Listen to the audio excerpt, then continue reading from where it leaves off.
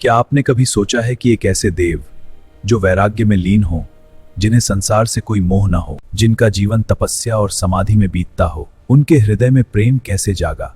यह कथा है भगवान शिव और माता सती के अमर प्रेम की। कैलाश पर विराजमान महादेव हिमालय की ऊंचाइयों पर उनका जीवन था तपस्या और गहन ध्यान।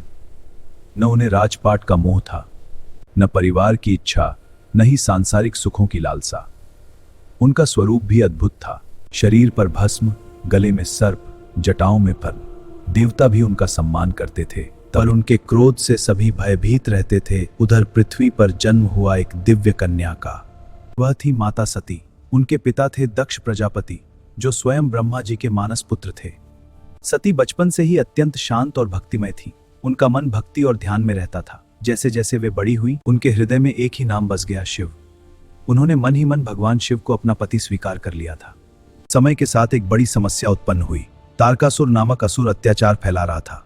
उसे वरदान मिला था कि उसका वध केवल भगवान शिव के पुत्र द्वारा ही संभव। लेकिन समस्या यह थी, भगवान शिव विवाह ही नहीं करना चाहते थे। देवता चिंतित हो उठे। यदि शिव विवाह नहीं करेंगे तो पुत्र कैसे होगा, और यदि पुत्र नहीं होगा तो तारकासुर का अंत कैसे होगा? सब देवताओं ने मिलकर विचार किया कैसे महादेव को विवाह के लिए राजी किया जाए, परंतु उनके क्रोध का भय सबको था। इधर दक्ष प्रजापति को शिव बिल्कुल पसंद नहीं थे। उन्हें लगता था शिव एक अघोरी है। सबसे ज्यादा नफरत यह थी कि शिव ने उनके पिता का एक सिर काट दिया था, जिसकी वजह से उन्हें शिव पसंद नहीं थे। उन्होंने स्पष्ट कहा, मैं अपनी पुत्री का विवाह शिव से कभी नहीं करूंगा। दक्ष ने कहा, मुझे उसकी मृत्यु स्वीकार है, लेकिन अपनी पुत्री का विवाह शिव से कभी नहीं होने दूंगा। लेकिन माता सती का प्रेम सच्चा था। वह शिव को केवल एक देव नहीं बल्कि परमात्मा का स्वरूप मानती थी।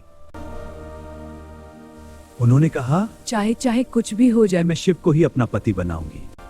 और फिर आरंभ हुई उनकी कठोर तपस्या। राजकुमारी होते हुए भी उन्होंने सुख सुविधाएं त्याग दी। भीषण गर्मी में अग्नि के मध्य खड़ी रहना, कड़ाके की ठंड में बर्फ पर बैठकर ध्यान करना। ओम नमः शिवाय। दिन रात उनका शरीर क्षीण होता गया, पर उनका संकल्प और मजबूत रहा। उनकी भक्ति इतनी प्रबल थी कि तीनों लोग प्रभावित होने लगे। कैलाश पर समाधि में लीन महादेव सब अनुभव कर रहे थे। एक निष्काम पवित्र प्रेम उनके हृदय को स्पर्श कर चुका था। एक वैरागी के मन में पहली बार प्रेम की हल्की सी तरंग उठी था। क्या महादेव सती के प्रेम को स्वीकार करेंगे? क्या दक्ष का अहंकार उनके मार्ग में बाधा बनेगा? यह जानने के लिए देखते रहिए भाग 2। अगर आपको यह कथा पसंद आई हो तो कमेंट में लिखें हर हर महादेव। ओम नमः शिवाय।